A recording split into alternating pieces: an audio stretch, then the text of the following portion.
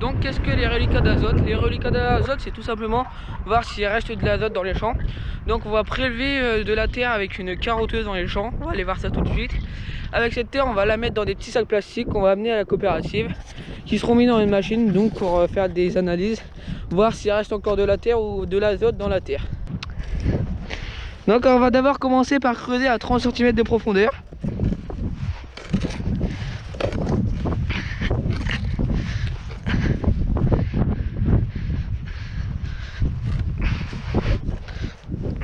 Du coup, quand on est à 30 cm, c'est ce qu'on appelle le premier horizon. Du coup, on va prendre un peu de terre pour la mettre dans le bocaux.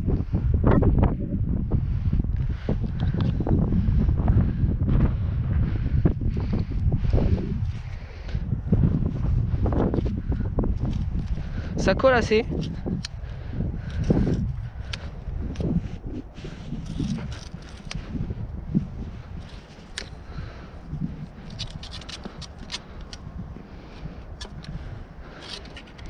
Donc alors maintenant nous allons faire un trou de 60 à 60 cm.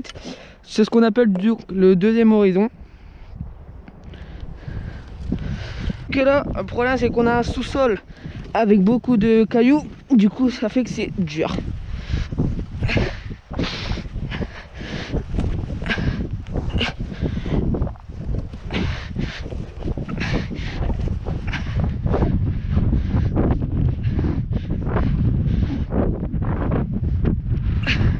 Du coup, quand le scotch bleu de 60 cm est à la limite, on peut le sortir.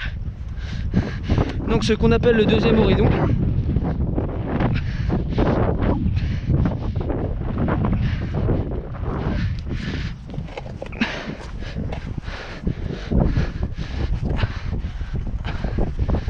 Du coup là on va enlever la terre autour pour pas mélanger les deux horizons.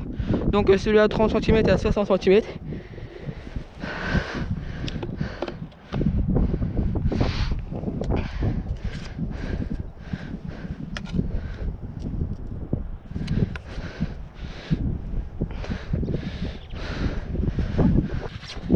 Donc voilà ce qu'on appelle une carotteuse. C'est ce qu'on prend donc pour planter dans la terre. Donc là nous avons le premier scotch bleu qui est à 30 cm. Alors le problème c'est qu'on peut pas aller au troisième horizon qui est à 90 cm car on a un sous-sol qui est pas du tout... ou qu'on n'arrive pas à le planter car il y a trop de cailloux de craie.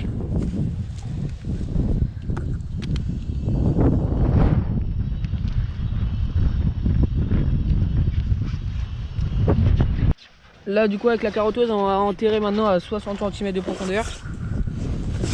Donc le deuxième horizon. On peut entendre les craquements des cailloux, tout ça.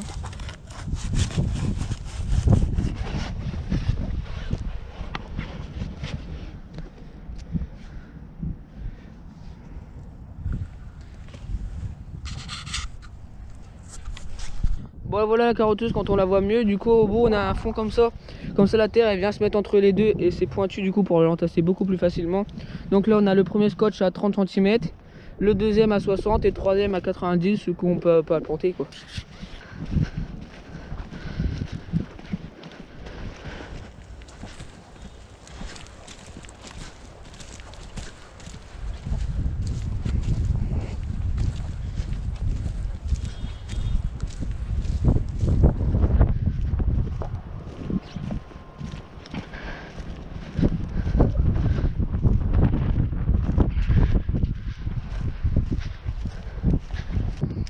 Bon, on peut voir que la parcelle est fort verte, mais à cause des conditions climatiques, on n'a pas pu les travailler pour les enlever. Et du coup, c'est pour ça que la parcelle est fort verte. Et c'est à cause des conditions météorologiques. Qu'il n'y a pas eu assez de grêle surtout, enfin de gel, je veux dire, excusez-moi. Ça n'a pas gelé assez fort, du coup, on n'a pas pu travailler la terre. Bon, puis comme vous avez pu remarquer, on fait ça à la main. On pourrait faire ça avec un quad, mais l'avantage de le faire à la main, c'est que ça nous permet de faire un petit tour de plaine, voir un peu l'évolution de la culture. Et au moins on voit un peu ce qu'il faut changer, tout ça. Et du coup là comme on peut voir, on n'est même pas à 60 cm, on est à peu près à 50 cm de profondeur. Et regardez déjà toute la craie qu'il y a, alors c'est pour ça qu'on peut entendre des craquements quand on creuse. Et c'est vraiment très dur à creuser dedans. Et c'est pour ça que c'est pas la peine d'aller plus creux, parce que sinon c'est après on va avoir tout ça de créer entièrement. Les parcelles de blé, on fait les reliquats d'azote, et en plus toutes ces parcelles sont suivies par Farmstar. Farmstar sert à doser dans les parcelles et surtout au bon moment. On a fini de faire tous les prélèvements de terre dans les champs. Du coup on va faire maintenant, on va les transférer dans des sachets qui sont donc ensuite transférés à la coopérative, donc pour nous dire s'il reste de l'azote dans la terre ou pas. Bon, du coup maintenant on mélange la terre dans les bocaux, dans chaque, dans l'horizon 2 et l'horizon 1, donc là 30 cm de profondeur, là 60 cm de profondeur. Du coup maintenant on a mélangé tout ça, comme vous pouvez le voir, et on va transférer ça dans des sachets. Bon, du coup là comme on peut voir, c'est le sachet qu'on va mettre les prélèvements de terre.